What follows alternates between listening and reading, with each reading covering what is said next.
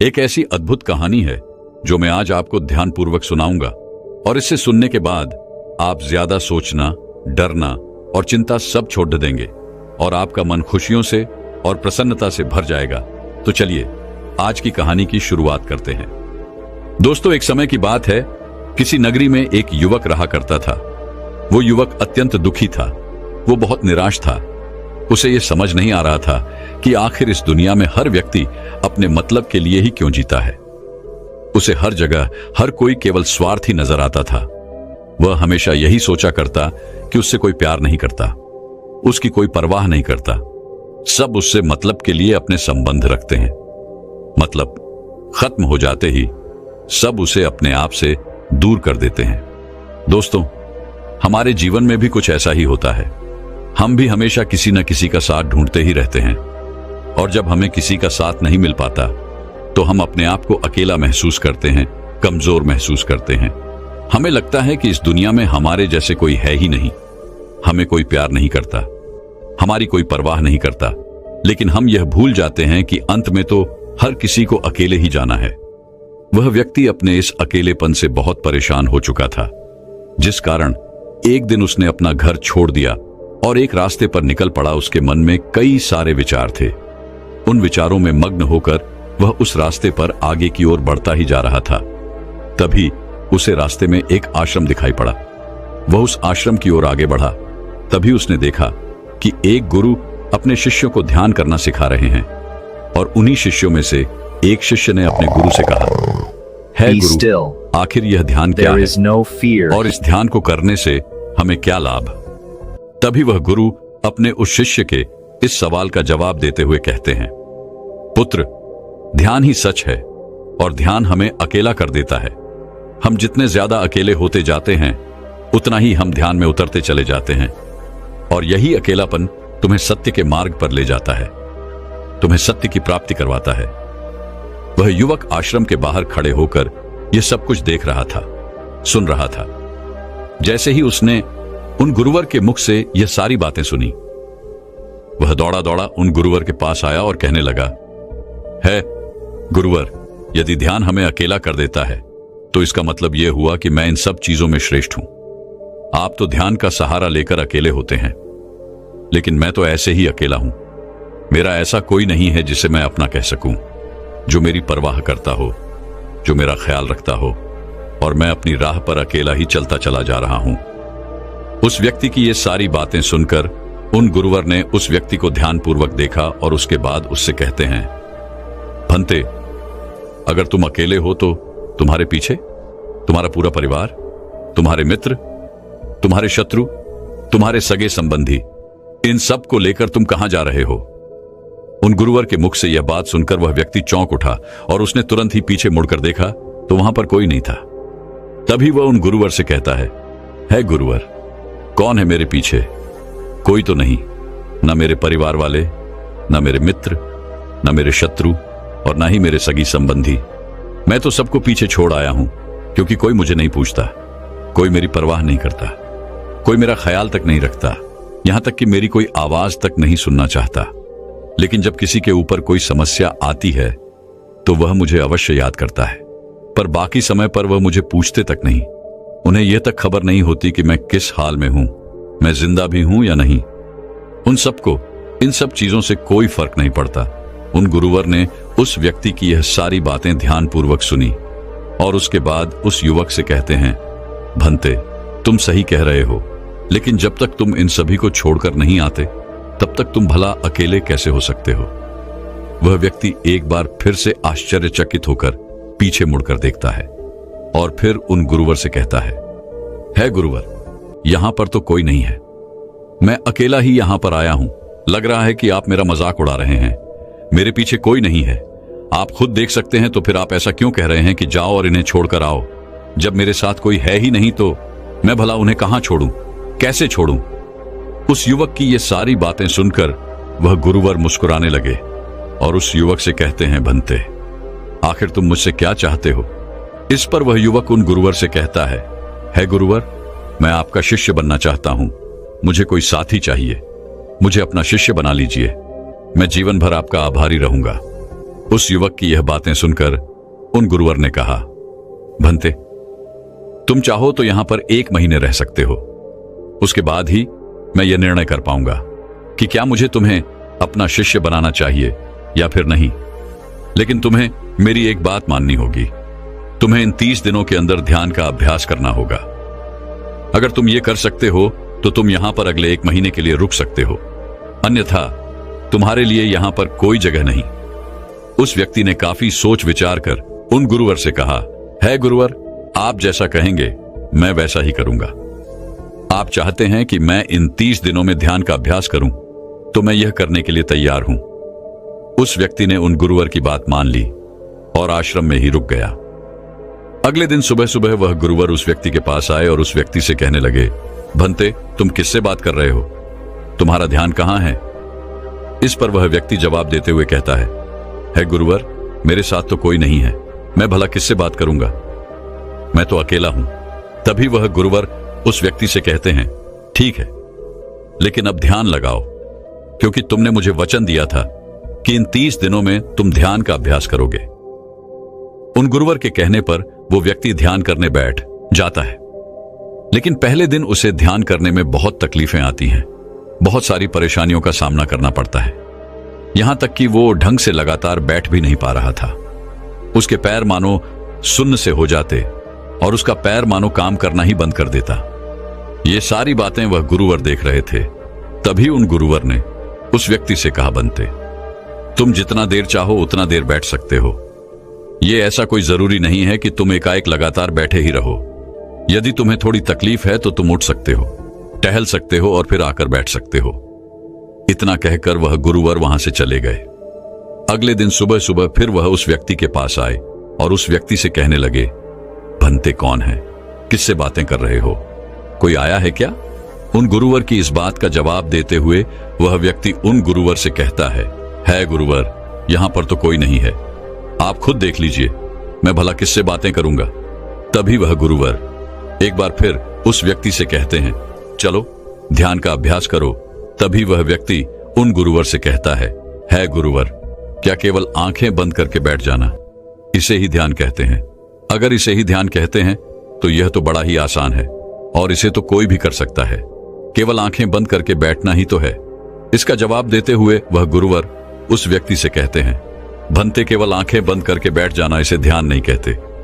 ध्यान करने के लिए तुम्हें अपने मन को एकाग्र करना होगा, अपने मन को किसी एक चीज पर लगाना होगा।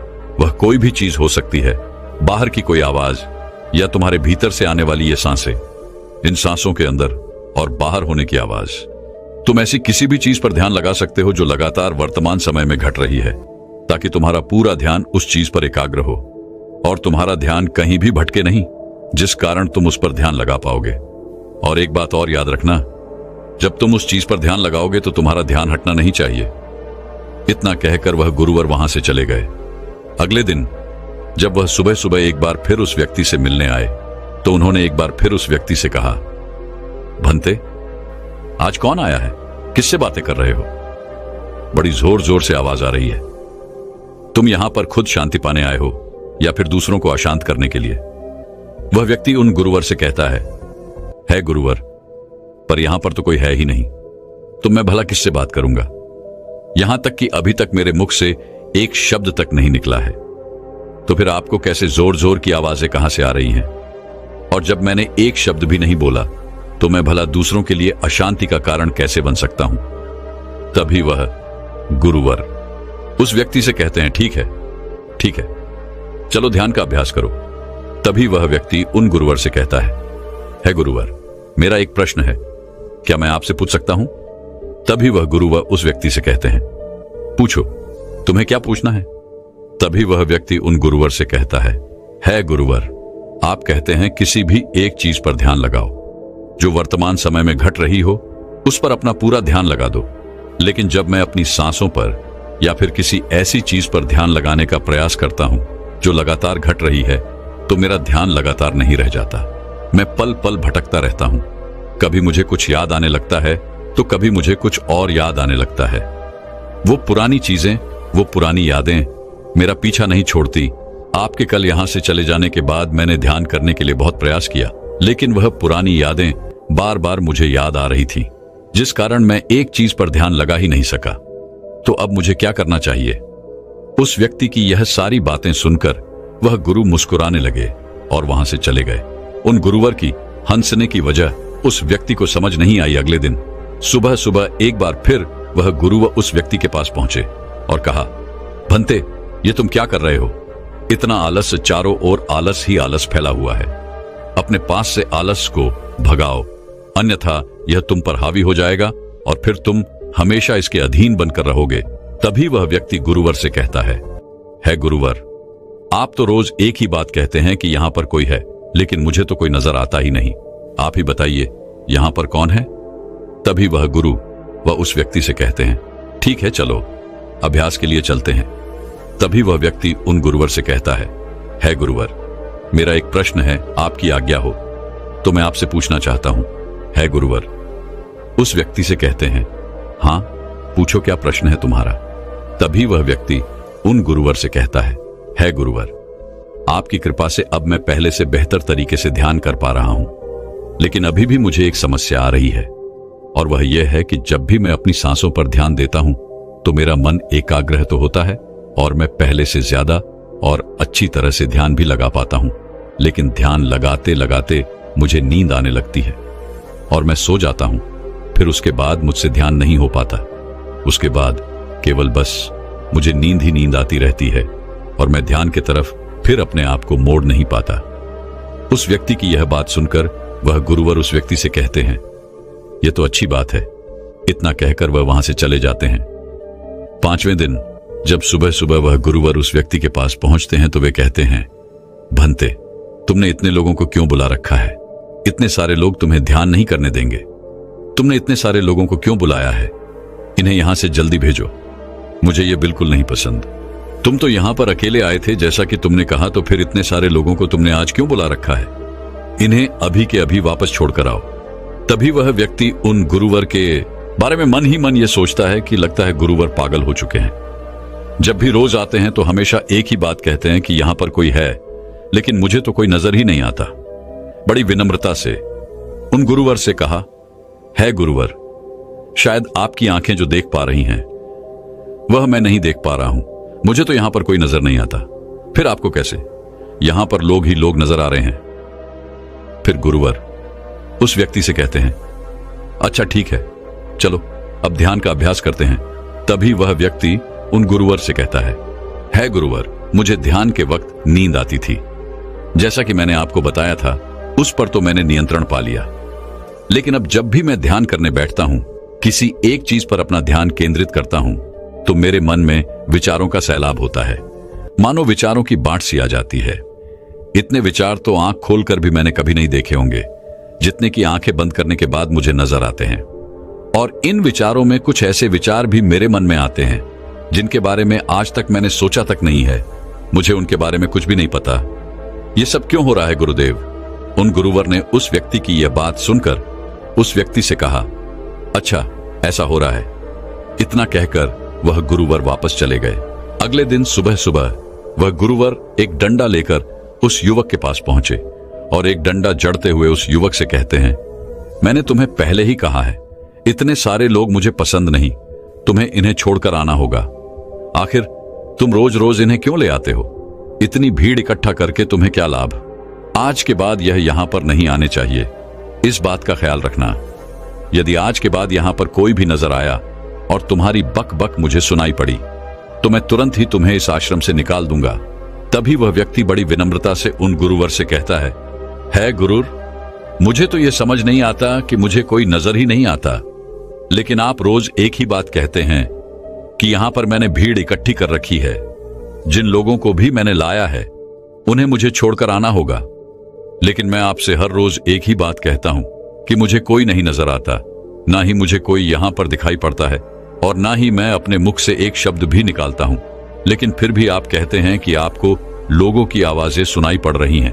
तभी वह गुरुवर है उस व्यक्ति की इस बात का जवाब देते हुए कहते हैं, क्या तुम्हारे मित्र, तुम्हारे परिवार वाले, तुम्हारे सगे संबंधी, तुम्हारे शत्रु, तुम्हारी इच्छाएं, तुम्हारी वासनाएं, ये सब क्या तुमसे मिलने नहीं आते? वह व्यक्ति उन गुरुवर से कहता है, नहीं गुरुदेव, मुझसे कोई मिलने नहीं आता। मैं तो यहां पर अकेला ही आया था और अभी भी मैं अकेला ही हूं, मेरा कोई नहीं।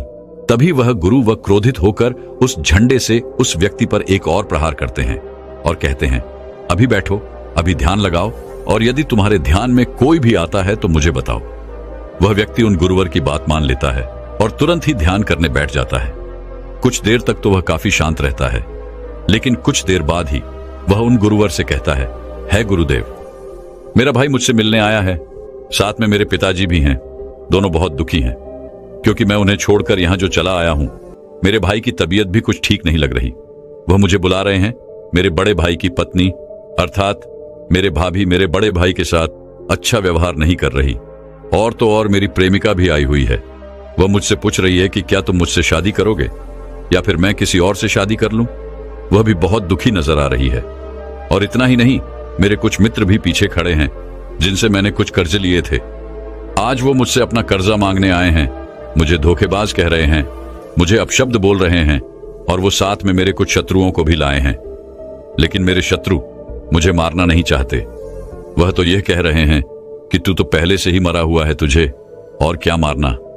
इतना कहकर वह व्यक्ति कुछ देर के लिए शांत हो गया, लेकिन उसी के बाद फिर कुछ देर बाद वह एक बार फिर से उन गुरुवर से कहने लगा है, गुरुवर, अब मेरे पास एक बहुत बड़ा घर है, इसे मैंने खरीद लिया है। मैं, मेरे पिता, मेरी माता, मेरा भाई, मेरी भाभी सभी इसमें बहुत मिलजुल के रह रहे हैं।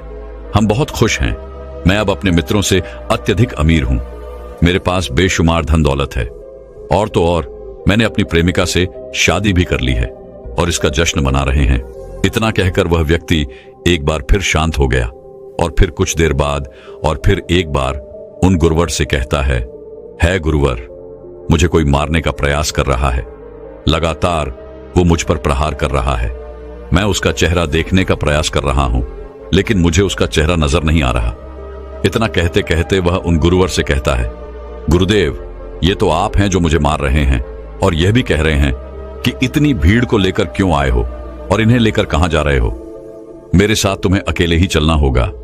इतना कहकर वह व्यक्ति ध्यान से उठ गया और उनको रुके चरणों में गिर पड़ा और उनसे कहने लगा, है गुरुदेव, आप सही थे।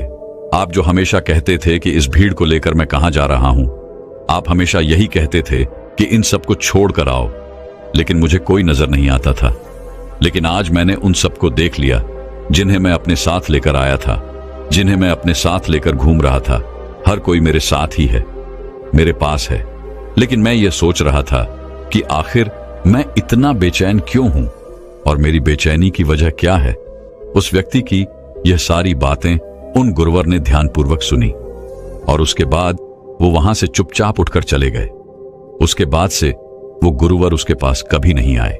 लेकिन वह व्यक्ति हर रोज ध्यान का अभ्यास कर रहा था और पूरे 1 महीने बाद जब वह उन गुरुवर के पास पहुंचा तो उन गुरुवर से कहने लगा है, गुरुवर, जैसा कि आप कहते थे कि मैं हमेशा अपनी भीड़ को अपने साथ लेकर घूमता हूं, तो आज मैंने उस भीड़ को विदा कर दिया है और अब मैं बिल्कुल अकेला हूं।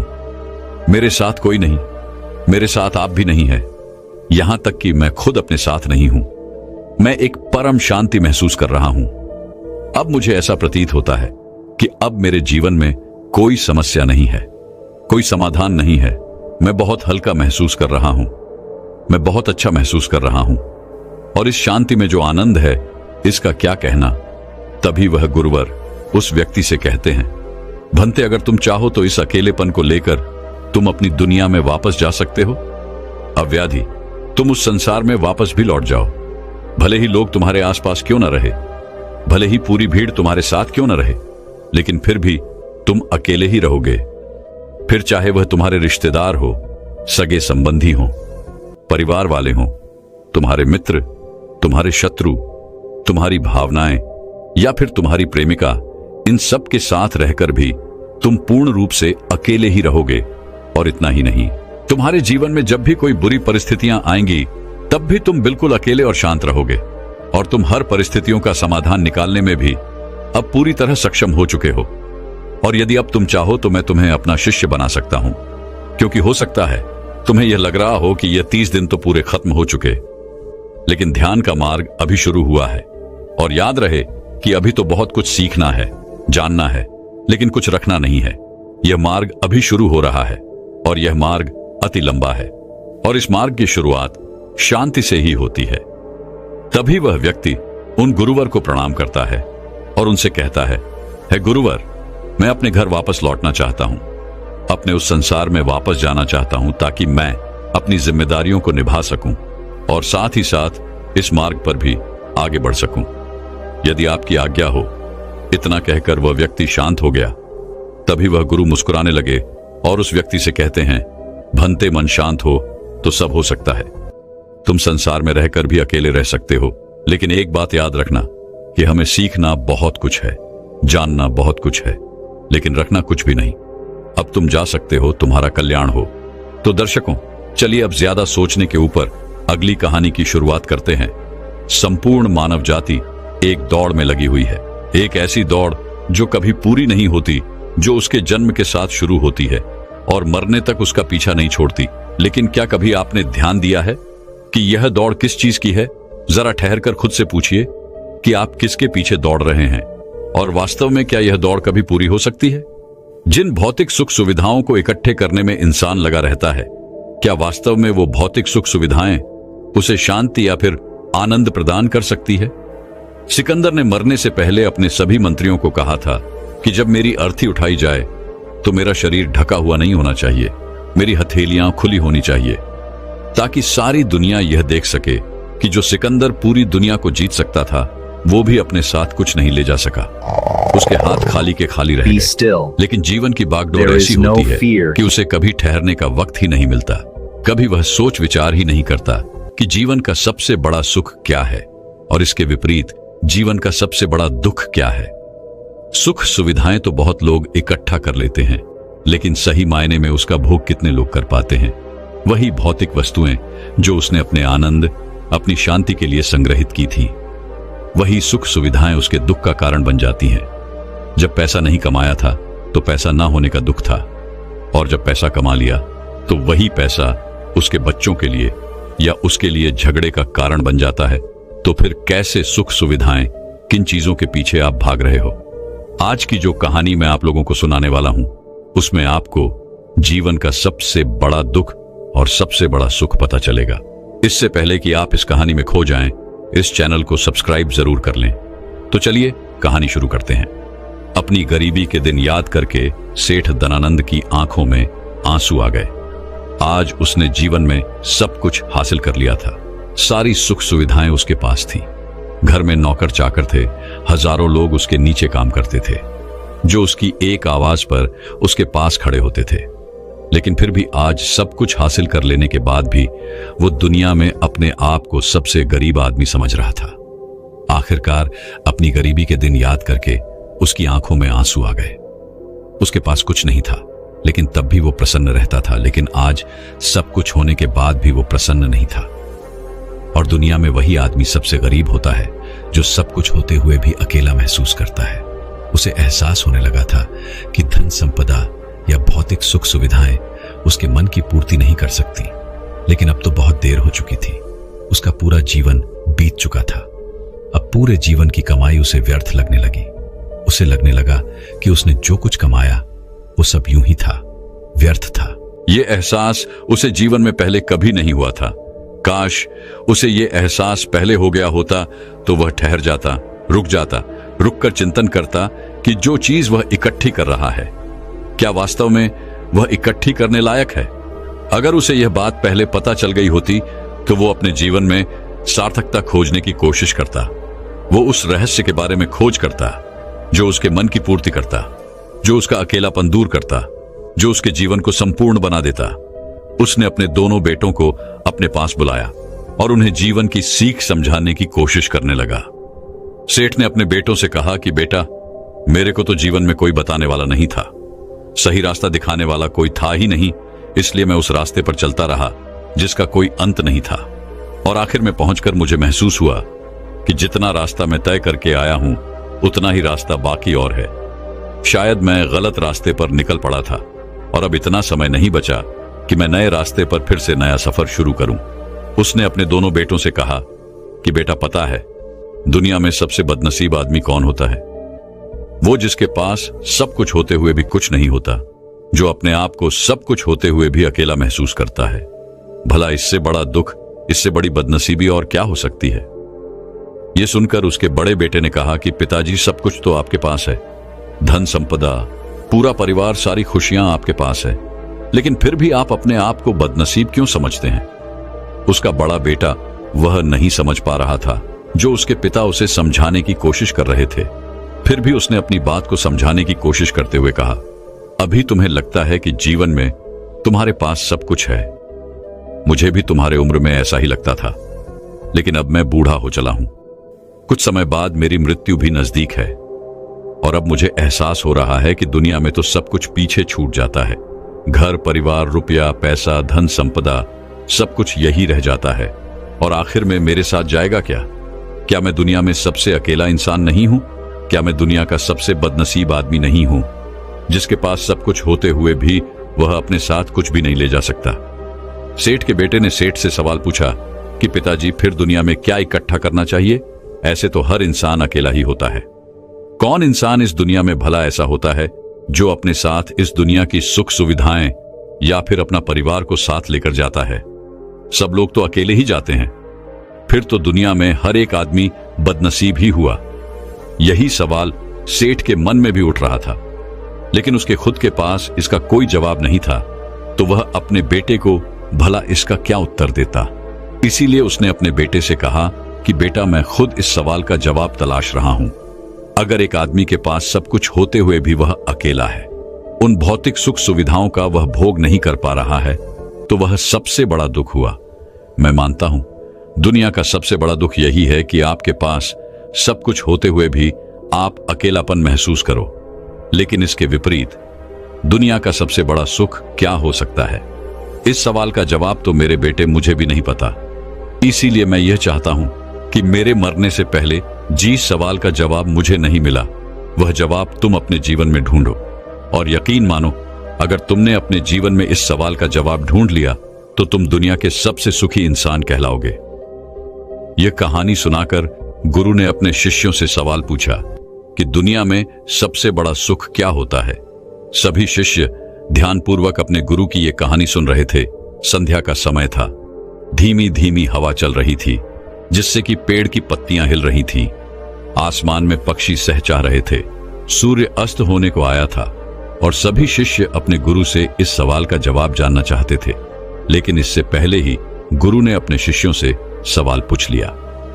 इसका उत्तर देते हुए एक शिष्य ने कहा कि गुरुदेव, दुनिया में सबसे सुखी इंसान वही है जिसका शरीर सुखी है। अगर आपके शरीर में बीमारियां हैं तो आपके पास कितनी भी भौतिक सुख सुविधाएं हों, आपके लिए वो व्यर्थ है।